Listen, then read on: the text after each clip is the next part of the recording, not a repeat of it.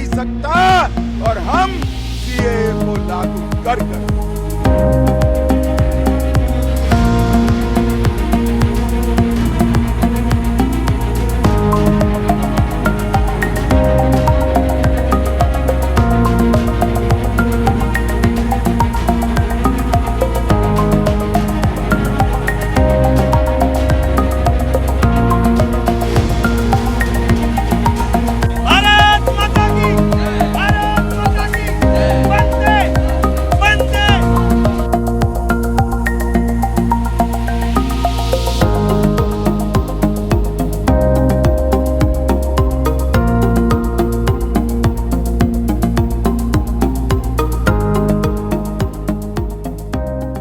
फरमाया था कि आखिरी दौर में अरबों की एक जमात जो है वो दोबारा बुत परस्त और मुशरिक हो जाएंगे।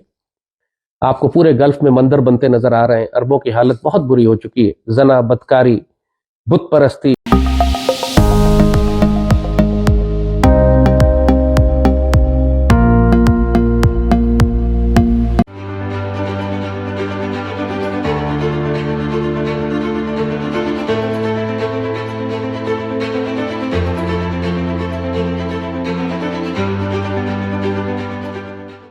इंडो पाक रिएक्ट में आपका स्वागत है। भारत सरकार ने सोमवार को 11 मार्च को नागरिकता संशोधन अधिनियम या सीएए के शुरू करने की घोषणा की और इसके लिए नियमों को अधिसूचित किया है। इसे अब नागरिकता संशोधन नियम 2024 कहा जाता है।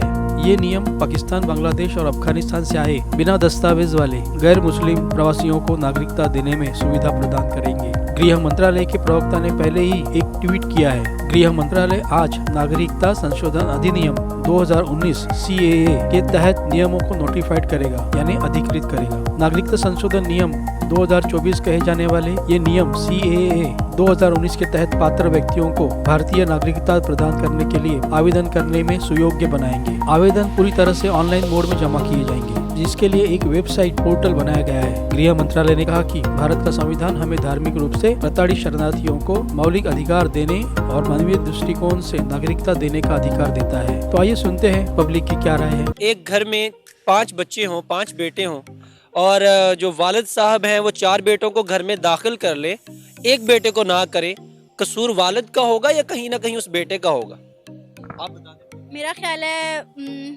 बाप का होगा। अच्छा, आपका ख्याल है बाप का होगा। 4 बेटे अच्छा कमाते हैं, अच्छा दिखते हैं, अच्छा करके देते हैं, 5 नमाजें पढ़ते हैं। एक बेटा बस डूबा हुआ है चर्स नशे में और वो बर्बादियों की तरफ जा रहा है और उसके सिर्फ अलामे ही आ रहे हैं, उसकी तरफ से कोई प्रोडक्शन नहीं है घर को। तो सही कौन है, गलत कौन है? फिर वालिद सही है। इन द सेम वे हमारे ऊपर, हमारे माथों के ऊपर एक टैग लग गया है कि मुस्लिम्स आर द टेररिस्ट। किसने लगाया, कैसे लगा, लॉन्ग स्टोरी, सब हर किसी को पता है, लेकिन लग चुका है और दुनिया इसको मान चुकी है। दुनिया एक सिर्फ ये 7,96,096 मरबा किलोमीटर का नाम नहीं है। दुनिया में 256-250 ममालिक आते हैं। तो सिर्फ एक मुल्क के हमारे कहने से कि हम ऐसे नहीं है, दुनिया नहीं मानती। दुनिया के जो बाकी ममालिक क्या कह रहे हैं, दुनिया उसको मानती है। तो बाकी ममालिक कह रहे हैं कि now you are the terrorist, और हम हैशटैग हो चुका है मुस्लिम्स आर द टेररिस्ट। अब उनके पास एक सॉलिड प्रूफ है कि पहले सिर्फ इंडिया कहता था, सिर्फ 1-2 जो हमारे हमसाए ममालिक थे वो कहते थे, अब सारी दुनिया इसको कह रही है कि यू आर द टेररिस्ट, और बाकी दुनिया इस पे कन्विंस हो चुकी है। पहली बात ये कि उनके पास एक सॉलिड रीजन है तुम्हें माइनॉरिटी से भी नीचे ले जाने का, तुम्हें डिमोलिश कर देने का, हमें टेरिटरी से निकाल देने का एक सॉलिड प्रूफ है, एक सॉलिड रीजन है, वो कर रहे हैं। दूसरा है कि माइट इज राइट। जो पंजाबी में कहावत है, जिदे कर दाने उदे कमले भी सियाने, ठीक है। तो इंडिया की और अपनी ग्रोथ देख के आप कहां पे है। India is the biggest market after the America and China. The upcoming biggest commercial market is India. दुनिया वहां इन्वेस्ट कर रही है। दुनिया को बिजनेसमैन चलाते हैं, दुनिया को पैसा चलाता है, दुनिया को कमर्शियलिज्म चलाता है। हम तुम और फेथ और ईमान नहीं चलाते। हकीकत ये है, रियलिस्टिक चीज ये है। तो कमर्शियल मार्केट, एक बड़ी कमर्शियल मार्केट जो 1 अरब और 30 करोड़ के लगभग की मार्केट है, वो क्या डिसाइड करती है, ये हमें 20 करोड़ को मानना पड़ेगा। भारत की बात सबसे पहले इसलिए करेंगे कि जी वहां पे सीए का जो कानून लाया जा रहा था, जी हाँ, उसको अब इम्प्लीमेंट कर दिया गया है। और आप बताए यही जा रहा है, अमित शाह साहब ने भी ट्वीट की है और उसके बारे में सभी लोग बात कर रहे हैं हिंदुस्तान पाकिस्तान में। और उस एक्ट के जरिए, जैसे कि आपको मालूम ही है कि जो भी कंट्रीज यानी चाहे पाकिस्तान हो, बांग्लादेश और कई दूसरी कंट्रीज जो है जहाँ पे माइनॉरिटीज का हाल बहुत खराब है, उनके लिए कहा गया है कि वो लोग जो है वो भारत में सिटीजनशिप ले सकते हैं, भारत में शिफ्ट हो सकते हैं और वहाँ पे एप्लीकेशन दे सकते हैं। उसमें हर रिलीजन के लोग शामिल है, चाहे वो क्रिश्चियन हो, चाहे वो सिख हो, चाहे वो हिंदूज हो, चाहे वो बुद्धिस्ट हो, सिवाय मुस्लिम्स के कोई भी जो है वो एप्लीकेशन दे सकता है और उसके बाद भारत में शिफ्ट हो सकता है, वहाँ की सिटीजनशिप ले सकता है। और ऐसा इसलिए किया गया है क्योंकि जो बाकी कंट्रीज में, पाकिस्तान समेत बाकी कंट्रीज में जिनके मैंने नाम लिया आपको, वह बांग्लादेश वगैरह, तो वहां पर माइनॉरिटी का काफी बुरा हाल है और उनको मुसीबत से बचाने के लिए, उनको उस प्रॉब्लम से निकालने के लिए मोदी, प्राइम मिनिस्टर नरेंद्र मोदी जो हैं, उन्होंने जी एक्ट लेकर आए थे और अब आखिरकार उसको इम्प्लीमेंट कर दिया गया है। उसके ऊपर काफी बहस हुई, बहुत हंगामा रहा और ये आपने देखा कि कई बार तो वह प्रोटेस्ट वगैरह, बड़े लंबे चौड़े प्रोटेस्ट चलते रहे, जो कि कोविड जब आया था वो प्रोटेस्ट खत्म हुआ। उसमें एक आपको शाहीन बाग का भी याद ही होगा कि वहां पे बहुत दिन लोग बैठ के बिरयानी खाते रहे। लेकिन खैर अब वो जो है उसको इम्प्लीमेंट कर दिया गया है और यकीनन उसके बाद जो पाकिस्तान की माइनॉरिटीज हैं वो तो यकीनन सोच रही होंगी कि वो इस एक्ट के तहत जो है वो यकीनन भारत में शिफ्ट हों या भारत से कोई मदद लें।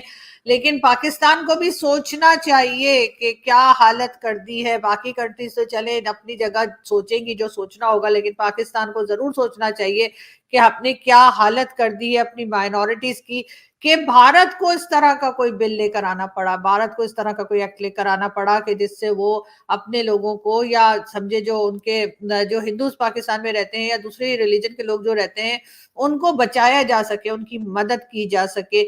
इस तरह का एक बिल, इस तरह का एक एक्ट लेकर आना पड़ा भारत की गवर्नमेंट को। और यहाँ हम बड़ा माइनॉरिटी माइनॉरिटी का शोर मचाते हैं, लेकिन हमारे यहाँ उनके लिए कोई काम नहीं किया जाता। हाँ, अभी हमने एक दो लोगों को मिनिस्टर बना दिया है दुनिया दिखाने के लिए, लेकिन क्या बाकी लोग जो परेशान हैं, जिनकी जमीनों पे कब्जा किया गया है, जिनकी बेटियों बहनों को उठा के ले जाया गया है, क्या उसके लिए पाकिस्तान कुछ कर रहा है? नहीं, उस पर पाकिस्तान कुछ नहीं कर रहा और बिल्कुल खामोश है, उसके बारे में कोई बात नहीं की जा रही, इसलिए कि वो हमें मैटर ही नहीं करते, हमें फर्क ही नहीं पड़ता कि हमारे यहाँ जो माइनॉरिटीज रहती हैं या किसी भी दूसरे रिलीजन के लोग रहते हैं, उनको अगर कोई प्रॉब्लम है तो उससे पाकिस्तान के लोगों का या पाकिस्तान की गवर्नमेंट का या पाकिस्तान की पॉलिसी मेकर्स का, उन लोगों का जो पाकिस्तान को चलाते हैं, उनका कोई लेना देना नहीं है। वो उनको बहुत ही हल्के में लेते हैं, बल्कि उनको इस बात से फर्क ही नहीं पड़ता कि वो लोग परेशान है। कई फैमिलीज ऐसी हैं, मैंने आपको पहले भी बताया, जो जिनसे मैं डायरेक्टली